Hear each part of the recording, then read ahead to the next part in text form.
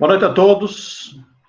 Após o pequeno inconveniente na entrada dos nossos companheiros e companheiras, vamos dar início ao nosso estudo da noite, rogando a Deus, a Jesus, aos bons espíritos, que nós todos estejamos envolvidos na paz, no sentimento fraternal que nos une, e que a noite possa significar estudo, aprendizado, elevação espiritual.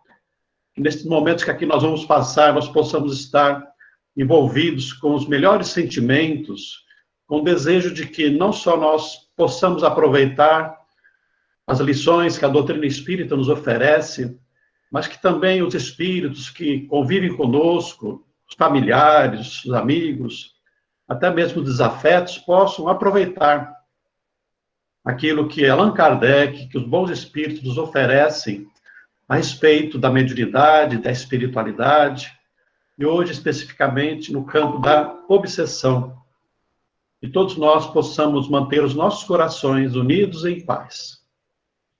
Estamos completando hoje o tema obsessão, que na verdade é um tema que nós devemos estudar sempre, porque diz respeito não só à mediunidade, mas também à nossa vida, porque estamos convivendo uns com os outros e podemos nos influenciar, podemos, às vezes, nos sujeitar ao domínio da mente mais poderosa que a nossa, mas também os espíritos que nos envolvem, aqueles desafetos de hoje ou de ontem que não querem ver o nosso progresso, a nossa felicidade, também aqueles espíritos que são contrários à divulgação da luz, do evangelho, da doutrina espírita, nós possamos estabelecer uma relação harmoniosa, primeiro conosco mesmo, depois com a espiritualidade, para que realmente nós possamos prosseguir procurando sempre fazer o melhor, praticar o bem, que é a lei de Deus. Nós vimos já duas partes a respeito da obsessão, com base no capítulo 23 do Livro dos Médiuns. Primeiro nós vimos o que é a obsessão, a sua diferença entre a interferência mediúnica, a interferência espiritual, a perturbação espiritual. Vimos a classificação, falamos de obsessão simples, fascinação, subjugação, possessão. No tema número 2, nós vimos um pouquinho sobre os motivos, as causas da obsessão. Falamos sobre os mecanismos da obsessão. E hoje nós vamos falar sobre o tratamento da obsessão. Tratamento e prevenção também. Nós vamos começar pelo tratamento, quando a obsessão já está instalada. E vamos terminar com aquilo que é mais importante, que é a prevenção.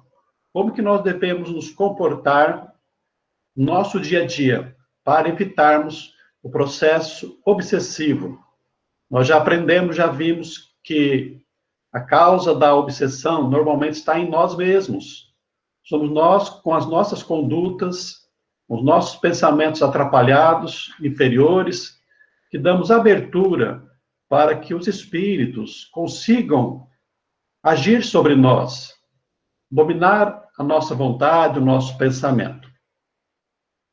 Vamos ver, então, sobre o tratamento da obsessão. Existem muitas obras espíritas falando sobre isso, dando uma amplitude àquilo que Allan Kardec já nos ofereceu. O Kardec vai dizer que não existe uma fórmula específica, palavras cabalísticas, tipo, vá de retro, Satanás, saia daqui pronto, ou então utilizar-se de qualquer instrumento, como água benta, como cruz, como raminhos de ervas, né, arruda, banho de sal grosso, nada disso é capaz de afastar o espírito, de interferir no processo obsessivo. Normalmente, os espíritos que fazem aquela perseguição intencional, eles são inteligentes, eles sabem o que estão fazendo, conhecem a própria realidade, sabem que são espíritos imortais, sabem que não estão sujeitos à dominação do encarnado, sabem que são invisíveis. Então, muitas vezes, eles sorriem a essas tentativas fúteis, né, ineficazes de afastá-los. Então, a primeira coisa que Allan Kardec fala é isso aí. Não existe nada que se possa fazer que seja ritualístico para afastar o espírito. E a primeira grande dificuldade é exatamente porque, em regra, existe uma grande vinculação entre o espírito e o desencarnado. Nós vimos no tema anterior que o motivo principal, o mais comum, corriqueiro aí, de obsessão é a vingança. Ora, a vingança decorre de um conflito, de algo que aconteceu entre o obsessor e o encarnado. Muitas vezes, o encarnado fazendo mal para o desencarnado. O desencarnado sendo vítima daquele que permanece aqui, ou desta vida, ou de outra vida.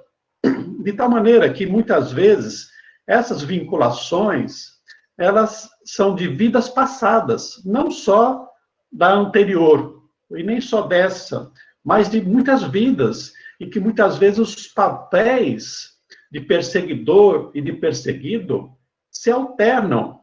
Uma vez um perseguindo, na outra o outro, dependendo da situação em que eles se encontram na vida, na reencarnação, no plano espiritual. Então, é um grande novelo que está todo enrolado, né? E que, para desenrolar, é uma complicação. E dentro do processo de desobsessão, nós vamos entender que não se deve romper, quebrar, onde se pode desenlaçar. Que é isso que é o mais importante. Em todo o processo de desobsessão ou do tratamento da obsessão, o importante é nós tentarmos a reconciliação, o entendimento, a elevação. Então, Kardec vai dizer que essa vinculação entre o espírito e o encarnado, ele pode ser rompido ou transformado pela melhora ou do obsessor, ou do obsediado, ou, de preferência, dos dois. Numa reconciliação em que um é capaz de pedir perdão e do outro de perdoar, é a melhor maneira de se romper o vínculo obsessivo e de estabelecer a possibilidade de uma reaproximação. Nem sempre isso acontece de imediato, nem sempre isso é possível, porque nós carregamos as nossas dificuldades emocionais, os nossos sentimentos. Muitas vezes você aceita dar um tempo, aceita se afastar, mas não consegue ainda, com sinceridade, oferecer o perdão, de esquecer as ofensas. Então, aqui no caso, o primeiro passo é se tentar pelo menos uma trégua, pelo menos um afastamento, até que os sentimentos internos do obsessor ou do obsediado possam realizar uma transformação, possam se acalmar, possam pensar mais em espiritualidade, posso pensar mais em felicidade. Então, desobsediar não é algo que você realiza com uma ação simplesmente enérgica, pensando em afastar, em romper, em simplesmente afastar um do outro. Não é esse o objetivo final. O objetivo é sempre do perdão da reconciliação, do entendimento. Esse é o ideal, essa é a proposta, essa é a finalidade. Nem sempre se consegue de imediato, mas quando o coração de um ou de outro se abre para a reflexão, para uma tentativa de mudança, já é um grande passo. Os trabalhos da espiritualidade, muitas vezes, são longos, são demorados, são complexos. E então, ter paciência, ter tolerância, ter compreensão, muita misericórdia, é importante quando nós vamos lidar com essa situação. Então, o propósito vai ser convidar o obsessor, convidar o obsediado para mudança interior, para um crescimento espiritual, para a compreensão do Evangelho, das leis de Deus. Então, quais são as medidas, quais são os procedimentos que nós podemos oferecer ao obsidiado? Vamos perceber inicialmente que, como normalmente é o encarnado que dá abertura para o envolvimento espiritual, e nós estamos aqui encarnados para tentar ajudar, o trabalho deve ser, primeiramente, com o obsediado. Porque também não adianta você só afastar o obsessor. É como uma ferida na perna e que você vive afastando as moscas sem curar a ferida. Afasta uma, vem outra. Afasta uma, vem outra. Então, o importante é trabalharmos com o encarnado, com o obsediado, para que ele, tendo a mudança do seu comportamento, não seja mais suscetível da influência e da dominação espiritual. O primeiro passo é a oração. Às vezes, ele não consegue fazer sozinho, e então precisa da contribuição daqueles que estão ajudando, do atendente fraterno, da oração nas reuniões públicas do Evangelho, em algo particular mesmo, a família ajudando. Então, o obsediado precisa adquirir a rotina, o hábito da oração, porque a oração sincera, ela eleva a mente a patamares superiores, a graus superiores de vibração, sintonizando assim com os bons espíritos e saindo da faixa do espírito que o está influenciando ou dominando. Porque nós sabemos que as primeiras ligações são mentais, que se dão por sintonia, mesma faixa de pensamento, mesmo grau de onda. E então, se o obsediado consegue elevar o pensamento, ele sai da faixa. E, portanto, passa a não mais sintonizar e não mais ser atingido pelos pensamentos do espírito obsessor.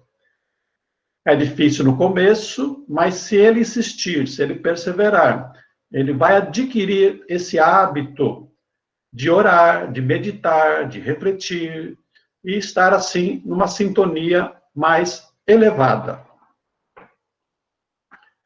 Em segundo lugar, é preciso mudar de comportamento. Primeiro, deixar o comportamento inferior, permissivo, que esteja facilitando a ação do espírito obsessor. Por exemplo, o obsediado tem vícios, frequenta determinados ambientes que são deletérios. Pode ser um bar para ingerir bebida alcoólica, pode ser um ambiente onde se usa droga, um local de promiscuidade sexual, casa de jogos. Esses ambientes que são favoráveis a manter o nosso pensamento e os nossos sentimentos para baixo, né? facilitam o acesso à mente do encarnado, do obsediado, pelo espírito obsessor. Então, o primeiro passo é deixar de frequentar determinados lugares que são facilitadores da influência espiritual, não só do obsessor, mas de outros espíritos que acabam também ampliando o mal-estar do encarnado. A mudança de comportamento tem a ver também com a maneira como pensa, a maneira como age em relação ao próximo. Né? Às vezes é uma pessoa agressiva, uma pessoa colérica com o vizinho, com os filhos, no trânsito, no trabalho. Então, esse tipo de comportamento é uma abertura sempre a mais para pensamentos inferiores dos encarnados, pensamentos de ódio, sentimentos de ódio, né? Tudo facilitando o quê? O espírito obsessor continuar no processo. Bom, ao mesmo tempo que ele precisa mudar de comportamento, deixar certos vícios, ele precisa se ocupar de coisas superiores. Porque é um hábito infeliz que você precisa substituir por um hábito bom. Porque você não consegue deixar uma conduta se não preencher aquele tempo que você dedica àquela conduta com pensamentos, com condutas, com atitudes, com ações positivas. Então, na verdade, na medida que você vai deixando o lugar que é negativo, você tem que se ocupar num lugar positivo. E é aí que entra o centro espírita. Então, você deixa de ir ao bar. Ah, mas se eu não for ao bar, eu vou para onde? Você vai para o centro espírita. Ao invés das companhias negativas no bar, você vai ter o quê? Você vai ter os amigos fraternais, você vai ter a palestra, o evangelho, vai ter a oração, o passe, a água fluidificada. Então, é uma substituição. Aí entra também a leitura. A leitura é uma forma também de oração, é uma forma de elevar o seu padrão espiritual, seu padrão mental, ajudando nos sentimentos. Então, ler em casa o Evangelho, livros espíritas, livros de mensagens elevadas, fazer o Evangelho no lar, para sintonizar mais com a espiritualidade. Então, são mecanismos, são meios pelos quais nós vamos conseguir uma melhora individual, uma melhora pessoal. Muitas vezes, nós precisamos de ajuda profissional, de terapeuta, às vezes de remédio, um psiquiatra, às vezes com um clínico geral, para atender as nossas dificuldades orgânicas. Por exemplo, no uso de drogas, eu posso encontrar um medicamento, seja alopático, seja homeopático, ou seja fitoterápico, ou acupuntura, alguma terapia que possa me ajudar a atenuar os meus desejos com relação ao vício. E também a terapêutica do diálogo com os psicólogos, para entender as minhas culpas, os meus medos, as minhas dificuldades, que também são brechas para o espírito obsessor. E como normalmente nós fomos os causadores da obsessão, pedir perdão, ser capaz de humildemente pedir desculpas, pedir perdão, fazer uma proposta de mudança de comportamento, de não repetir mais aquela mesma conduta. Porque manter a mesma conduta é motivo para o espírito obsessor continuar. Nós já ouvimos isso em reuniões mediúnicas, Já lemos em livros sobre espíritos obsessores que se propõem a dar um tempo para o obsediado, para o encarnado, para que ele mude, e que, no entanto, retorna. Por quê? Porque ele não mudou o seu comportamento. Continua violento, tanto quanto foi para o obsessor. Então, ele precisa, sinceramente, pedir perdão e mudar de conduta. Mudar de conduta. Também oferecer perdão, porque muitas vezes o obsediado está sofrendo muito e há uma tendência à revolta, a também estabelecer um processo de vingança. E aí o que ele faz? Ele mantém a mesma conexão mental, emocional. Então, ao mesmo tempo que ele vai se desculpar pelo mal que fez, também vai perdoar o mal que agora está recebendo do obsessor. É um trabalho de mão dupla ainda. Quarto lugar, rogar assistência aos bons espíritos, porque a obsessão é algo tão difícil de trabalhar, de tratamento complexo, que muitas vezes, ou quase sempre, nós não conseguimos sair sozinhos. Aqui é uma decorrência da oração, porque quando você ora, você vai se ligar com Deus, mas você pede o quê? Você pede ajuda para Deus.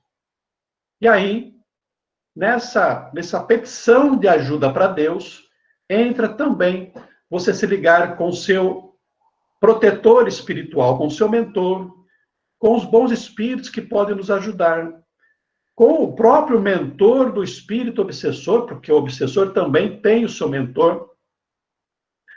Então é preciso rogar ajuda para que eles nos ajudem a vencer a dificuldade, a nós conseguirmos mudar. Então é preciso caminhar com as pessoas que podem nos ajudar, sejam encarnados, especialmente os desencarnados. O Centro Espírita oferece ainda, como terapêutica, o passe, porque um processo obsessivo que persiste normalmente, ele enfraquece não só o ânimo espiritual, mas também enfraquece o corpo, impregna o corpo de fluidos inferiores. E então o passe vai servir como uma forma de limpeza, complementado pela água fluidificada. Agora, de nada adianta eu ir ao centro espírita, eu assistir ao evangelho, tomar o passe, a água fluidificada, e não mudar a minha conduta. A cura não está só no centro espírita, está na minha vida. Então, eu recebo tudo isso no centro espírita, e no meu dia a dia eu preciso mudar. Porque senão é tomar banho e cair na lama. Tomar banho e cair na lama. O que vai ser uma repetição improdutiva. Sexto lugar, se a obsessão é com o médium, ele precisa se afastar momentaneamente da reunião. Nós aprendemos que reunião mediúnica não é local de tratamento, é local de trabalho. E então, os participantes, especialmente os médios ostensivos, precisam estar equilibrados. Nós não somos perfeitos, nós temos as nossas dificuldades, mas nós não podemos estar desequilibrados ao ponto de não termos condições de ajudar, porque nós estamos desequilibrados por nós mesmos, dada a influência espiritual. Então, o médium se afasta, ou o participante se afasta da reunião, vai submeter a esse tratamento que nós nos referimos precedentemente, para depois, estando equilibrado, ainda que não seja totalmente equilibrado, voltar para a reunião. Bom, como é que nós podemos fazer com o obsessor? Kardec fala que nós devemos demonstrar que não fomos por ele enganado e que ele se deixará enganar. Então, saber que nós estamos sendo submetidos a um processo de influenciação e, às vezes, até de envolvimento, que nós percebemos a ação do Espírito, que nós sabemos como ele está conseguindo nos alcançar, e aí exercitarmos o quê? Exercitarmos a vigilância da nossa conduta, a atenção. Por mais que ele tente, ele não vai conseguir, porque nós estamos vigilantes, nós estamos atentos. E mesmo que haja boa vontade nossa em relação a eles, não significa nós entregarmos o pescoço ao criminoso, aquele que quer nos fazer o mal, porque ninguém tem o direito de se vingar, ninguém tem o direito de fazer justiça com as próprias mãos, porque a lei de Deus é a lei do amor, a lei do bem. Então, mesmo que nós tenhamos sido causadores do sofrimento do espírito obsessor, ele não tem o direito, e nós não devemos nos deixar ser dominados pelo espírito. A nossa proposta é do perdão, da reconciliação, do entendimento, da prática do bem. Porque mesmo eu fazendo mal, eu tenho o direito de me renovar, tenho o direito de caminhar adiante fazendo o bem. Então, nós vamos cansar-lhe a paciência. Não é simplesmente uma atitude de altivez, de orgulho. Não, eu sou melhor que o obsessor. Não. É no sentido de que, mudando o meu comportamento para o bem, perseverando no bem, ele vai cansar de fazer o mal para mim. Ele vai reconhecer que eu estou mudando. Então, é cansar-lhe a paciência, cansar-lhe o seu propósito pela nossa melhoria interior. Perseverantemente, dia após dia, eu me tornando uma criatura, um espírito melhor. E então nós vamos tratar o espírito com energia e, ao mesmo tempo, com benevolência. Ou seja, não podemos estabelecer pé de guerra com o espírito, confrontá-lo, porque aí nós estamos vibrando na mesma intensidade. Eu preciso guardar o meu coração em paz, guardar o meu coração na compreensão, na humildade, que é assim que nós vamos conseguir envolver o espírito. Embora agindo sempre com firmeza. Calma aí, companheiro, eu mudei, vamos mudar essa situação, vamos tentar o entendimento, vamos fazer o bem.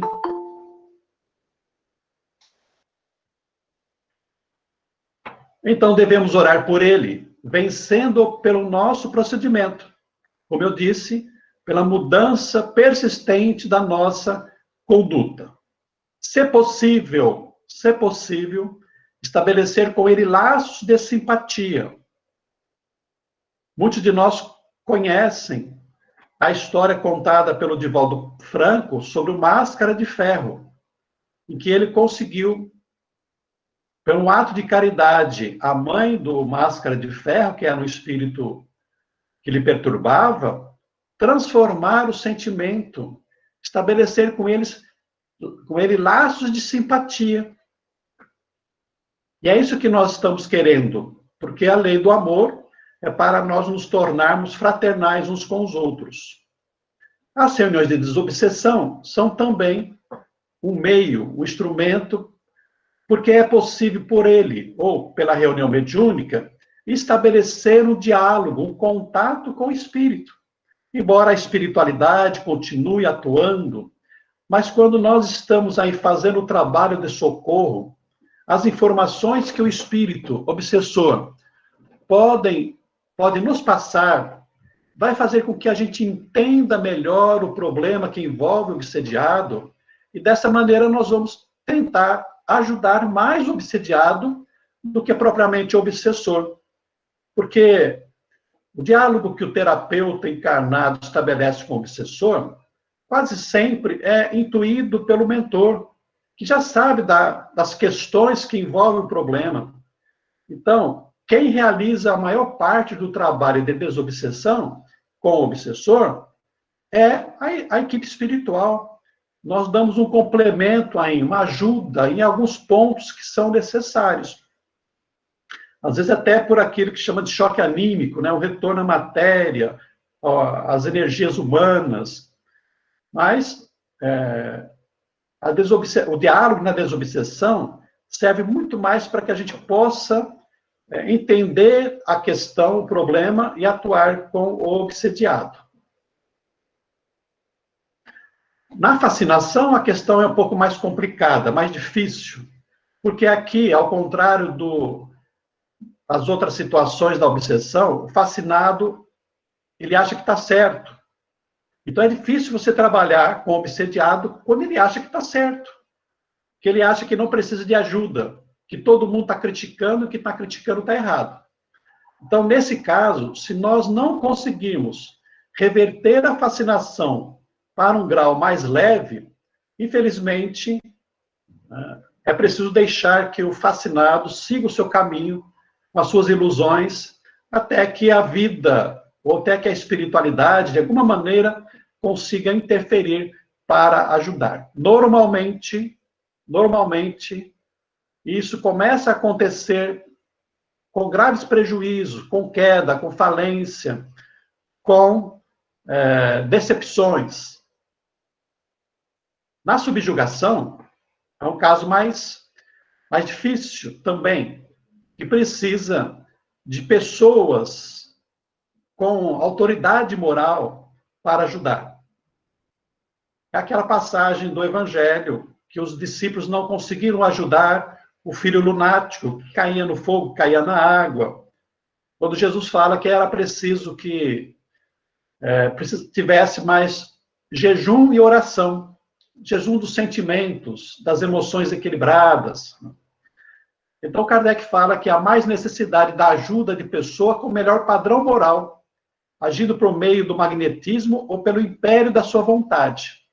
Então, quanto mais elevado moralmente for o terapeuta, for aquele que tiver contato com o obsessor, mais fácil será conseguir com que ele ouça e talvez se comova e realize uma transformação pessoal. Mais importante de tudo isso é nós trabalharmos a prevenção. Ou seja, é melhor prevenir que remediar, como se costuma dizer. É melhor você ser saudável do que ter que tomar remédio para uma doença estabelecida. Obsessão é uma grave doença. É melhor que nós evitemos. É melhor que nós não nos deixemos envolver. Como nós fazemos isso? Vocês vão perceber que, basicamente, tem a ver com os mesmos mecanismos do tratamento. Só que a diferença é que eu estou mais leve, eu estou mais saudável, eu estou bem, muitas vezes comigo mesmo. Eu estou ligado com a espiritualidade. Eu preciso manter esse padrão justamente para não abaixar a minha vibração, a minha sintonia e acabar sendo dominado pela espiritualidade. A recomendação é a lei de Deus. Em resumo, é o bem sempre. Mas nós temos os instrumentos para viver o bem. Olha lá, oração e leitura sadia diariamente. Adquirir o hábito de orar pela manhã, orar à noite, fazer reflexões da vida, repensar a maneira de ser, né? Ler para conhecer, para adquirir cultura espiritual.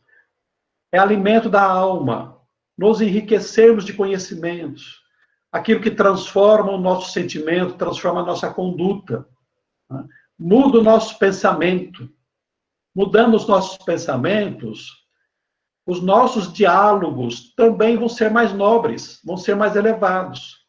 E, na consequência, a nossa conduta também será diferente. Então, eu preciso estudar, aprofundar o meu conhecimento em todas as áreas da intelectualidade.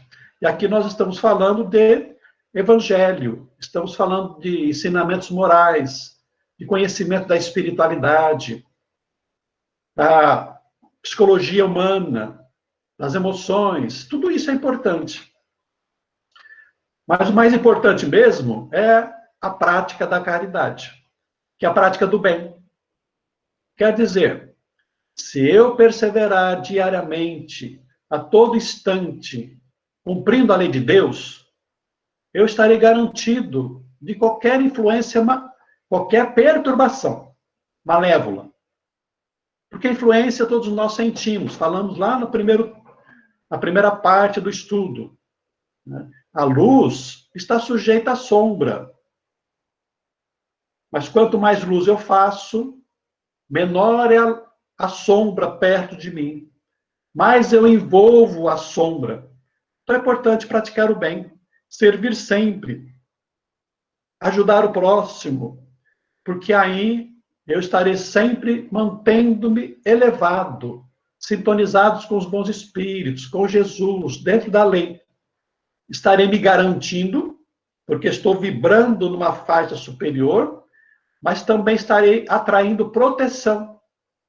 Porque aqui na Terra não é fácil, né? Superar os problemas, as nossas dificuldades. Mas quando eu faço o bem, eu atraio simpatia dos espíritos e dos encarnados, que acabam nos ajudando, muitas vezes evitando problemas, muitas vezes interferindo junto aos espíritos que nos influenciam. Ou seja, nos protegem, nos garantem ajuda para que nós possamos realizar aqui o trabalho que nós devemos realizar. Essa é a parte teórica, e agora nós estamos abertos aí para a manifestação, contribuição, perguntas de quem quiser. Fique à vontade. Donizete, Pois não, Silvia? você acha que é viável e tem algum proveito o obsediado ter conhecimento do teor das reuniões de desobsessão, o que está acontecendo, olha, ele está fazendo isso, porque em outra encarnação você foi assim, vocês tiveram um laço. Você acha que isso é conveniente, ele saber, o obsediado saber a causa? Olha, Silvia, raramente. Só muito excepcionalmente quando é alguém que está em condições de entender, porque muitas vezes o obsediado, ele tem uma percepção do que ele fez. Porque o próprio obsessor fala para ele, em sonhos, na manifestação mediúnica no centro, se ele é o médium. Mas, em regra, essa é uma informação que nós não devemos passar para o obsediado. Por quê? Porque ele pode estar fragilizado, ele não ter condições internas de suportar a perseguição espiritual e mais a culpa. E muitas vezes a culpa, ela é destrutiva, levando ao remorso. Então, na minha opinião, em regra, nós não devemos comunicar ao obsediado as razões da obsessão, salvo em casos muito excepcionais, se isso já houver uma abertura e a pessoa tiver condições de entender. Compreendi. Obrigada. Pergunta da Kátia. No tocante ao obsediado, como agir quando a pessoa não quer rezar? Bom, quando você vai fazer o atendimento da pessoa obsediada, você passa todas as recomendações a que nós nos referimos, que são as recomendações da doutrina espírita. Agora, é como quando nós vamos ao médico. O médico faz o diagnóstico, fala qual é a patologia, indica o tratamento, a receita, às vezes até dá a amostra grátis, mas quem tem que tomar é o doente. Então, se o obsediado não quer melhorar, não quer seguir a orientação, fica muito difícil você conseguir um tratamento eficiente, eficaz. E aí você, infelizmente, tem que deixar, muitas vezes, ele sofrer mais para depois desejar melhorar. Então, se ele não quer rezar, você insiste, você trabalha, você convida, você ora com ele. Mas se ele não quiser, infelizmente, nós temos que ficar na espera e na paciência. Donizete, uma prática muito comum era as pessoas levarem peças de roupa, né, das pessoas no centro para benzerem, né? Ah, sim, mas é como Allan Kardec falou. Não existe nada de material que possa afastar o espírito obsessor. Não adianta jogar água fluidificada, não adianta colocar ervas, raminho de arruda, dar banho de sal. O espírito é muito inteligente. Ele sabe que isso. Ele pode não ser muito inteligente espiritualmente, mas ele tem o conhecimento de que aquilo não age sobre ele, porque ele já tem experiência, né? Então, nada de... Mesmo a roupa, né? Você levar a roupa para benzer ou para receber o passe no centro, isso é desnecessário, né? Nós sabemos que a espiritualidade que com os fluidos atende aqueles que estão necessitados. Donizete, Pois não. existe, digamos assim, não sei nem se eu vou usar a palavra correta, auto-obsessão espiritual? Existe isso também ou não? Bom, existe a autoobsessão, que é mais uma patologia do que uma obsessão espiritual. Espiritual, né? No caso, não seria espiritual, então. Ou Não, existe na literatura, não? não, a autoobsessão é um problema psicológico, patológico, né? Ou seja, o que é uma autoobsessão? Quando eu passo a vivenciar dificuldades, pensamentos repetitivos, inferiores, desejos não superiores, não bons. Então eu entro no circuito mental do monoideísmo negativo. Então, não há relação nenhuma com espiritualidade, nesse caso. Ou pode haver? Pode haver, mas aí já não é uma simples autoobsessão. Ah, tá. Seria, como Vamos... no caso, não aceitar ajuda, como você explicou agora há pouco, né? Isso. Vamos imaginar o seguinte: um fã que entra no processo de monoideísmo, de paixão pelo ídolo. É muito comum. É uma autoobsessão. Achar que é o amor da vida do ídolo. Mas quando eu entro numa faixa como essa, é muito comum eu atrair espíritos inferiores que vão, entendeu? Entendi. Que vão incentivar vamos dizer, a minha autoobsessão. Ok. Né? Ok. Obrigada. Não. Donizete, olha eu aqui de novo. Também, às vezes, eu entendi a obsessão, assim, você sempre achar que você está sofrendo influência. Nós sabemos que nós sofremos influência o tempo inteiro, né? Mas nós começamos a achar, isso daqui não é meu, isso daqui não é meu. Daqui a pouco está com aquele mesmo pensamento de novo. E nós acabamos terceirizando, às vezes. Não, isso daí não é meu, isso aí é porque eu estou sofrendo influência maligna, né? E você fica com aquele pensamento, achando que tem alguma coisa errada com você, na sua vida. E às vezes não tem, é você que está imaginando isso. Existe um mecanismo psicológico, Silvia, que é de projeção, de transferência de responsabilidade. Então, normalmente, nós nos consideramos vítimas de tudo. É Deus que castiga, é o fulano, a mulher, o marido, o filho que me faz infeliz, é o vizinho, é o governo. Então, nós ficamos transferindo as nossas responsabilidades, projetando no outro as nossas próprias dificuldades. E o espírita, que sabe da influência dos espíritos, da realidade espiritual, também faz isso, porque não é perfeito. Então, Se eu estou tendo maus pensamentos, isso não é meu, isso é dos espíritos. Não, às vezes é meu mesmo. Porque nós temos mecanismos inconscientes. Nós temos sentimentos que estão no inconsciente que nós não damos conta. Mas eu tenho raiva. Tenho raiva de alguém. Eu sinto revolta contra o próximo, tenho preconceito. Mas eu não quero admitir isso porque é feio.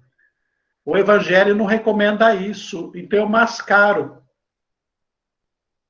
E eu mascaro, né, transferindo muitas vezes para uma falsa obsessão.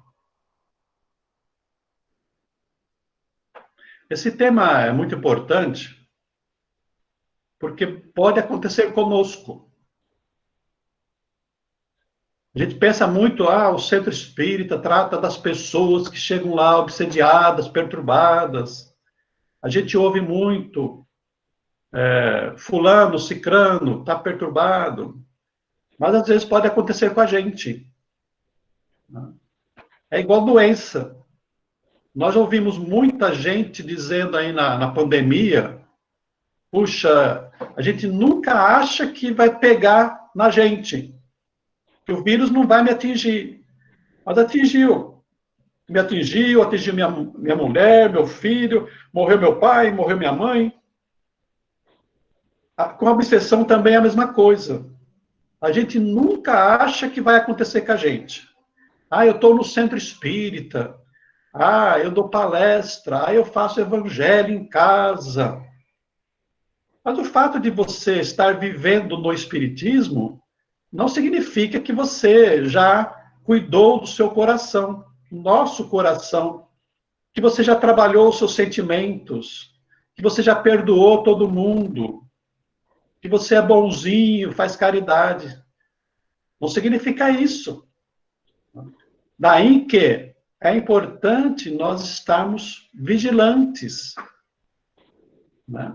Procurando seguir aquilo que a doutrina ou o evangelho nos faz, que é para não deixar acontecer.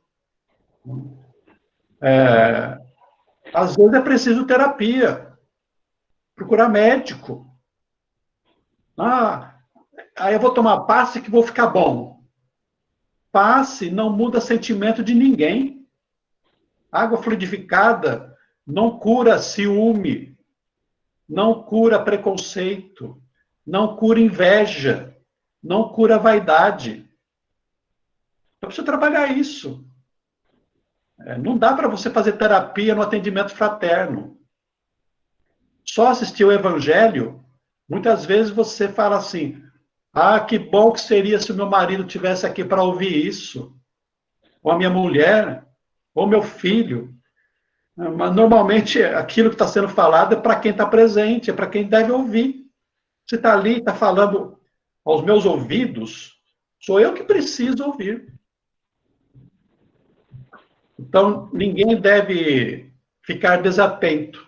Estou falando por mim. Né? Ninguém deve ficar desatento, porque pode nós sermos pegos de surpresa.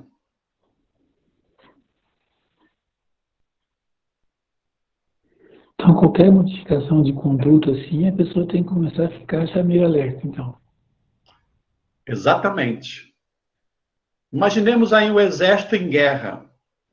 Todo exército tem os guardas de vigilância, que ficam bem lá, se tem o castelo, se tem o quartel, fica lá na porta de entrada. Por isso que Jesus disse, vigiai e orai. Não é orai e vigiai. Muitas pessoas falam assim, né? É oração e vigilância. Mas Jesus disse, vigilância e oração. É atenção. Por isso o autoconhecimento. Como é que eu sou de verdade? Será que eu não sou orgulhoso? Não sou vaidoso? Não sou egoísta? Será que eu não tenho preconceito? Será que eu aceito as pessoas realmente como elas são? E isso em todos os lugares, dentro do centro espírita também, no meu lar. Será que eu respeito o outro como ele é? Então, a reflexão proposta por Agostinho de Hipona, o Santo Agostinho, é para isso. É eu me trabalhar, As minhas dificuldades. Não sei se vocês estão lembrados quando eu falei daqueles dois irmãos, o Leonel e o outro, que eu não me lembro, do desejo central. Quais são as minhas dificuldades maiores? O que é que eu preciso trabalhar em mim? E trabalhar, vigiar. Porque é por aí, é por essa porta escancarada que o espírito vai entrar. O detalhe dessa questão do autoconhecimento é extremamente necessária, mas também é extremamente difícil, né? Porque isso não vai levar, assim, de um dia para o outro, você vai se conhecer e vai conseguir identificar todas as situações do seu dia a dia, né? E eu acho que é esse o maior desafio nosso na Terra, principalmente como médiums, porque a gente não tem controle sobre tudo, a gente não sabe tudo, a gente está aqui justamente para isso, né? Para aprender. É esse o grande desafio. Tem razão, Vitória. É um grande desafio. Mas existem algumas técnicas. Normalmente, nós fazemos mal para quem? Não é para o estranho. É normalmente quem está do nosso lado. Exatamente. Então, nós deveríamos ter coragem. Olha só, a palavrinha que eu estou usando aqui. Coragem. Humildade. De perguntar para quem está próximo de nós, inclusive os companheiros de centro espírita, de reunião, assim, ó. Fulano, mulher, marido, filho, eu faço alguma coisa que você não gosta? Eu, por acaso, te magoo? Eu falo coisas que você fica chateado? Você acha que eu tenho algum defeito? Mas será que nós temos coragem de fazer isso? Às vezes a gente não tem, né? Então. Determinadas pessoas a gente não tem. Isso é verdade. Então, mas vamos imaginar. Pessoa casada. Nada melhor do que quem vive conosco para nos conhecer. Porque se eu tiver coragem de perguntar para o meu marido, para a minha mulher, como é que eu sou? É muito comum a gente ouvir em algumas palestras espíritas, assim, anedota, né? A mulher dizendo, eu acho que eu vou mudar para o centro espírita, porque aqui o meu marido é tão bonzinho, é tão gentil, tão carinhoso, e lá em casa ele não é nada disso. Né? Porque em casa a gente relaxa, em casa a gente costuma ser aquilo que a gente é na intimidade, de verdade, né? Por dentro. Mas se nós estamos propondo essa transformação e evitar coisas piores na vida, como a obsessão, nós temos que mudar o nosso comportamento. E faz parte. Tem gente que não consegue fazer isso em casa e vai procurar terapeuta. Também é uma possibilidade. Né? O terapeuta nos ajudar a descobrir as minhas dificuldades. Como é que realmente eu sou. Mas se não quiser gastar dinheiro, é só perguntar para as pessoas.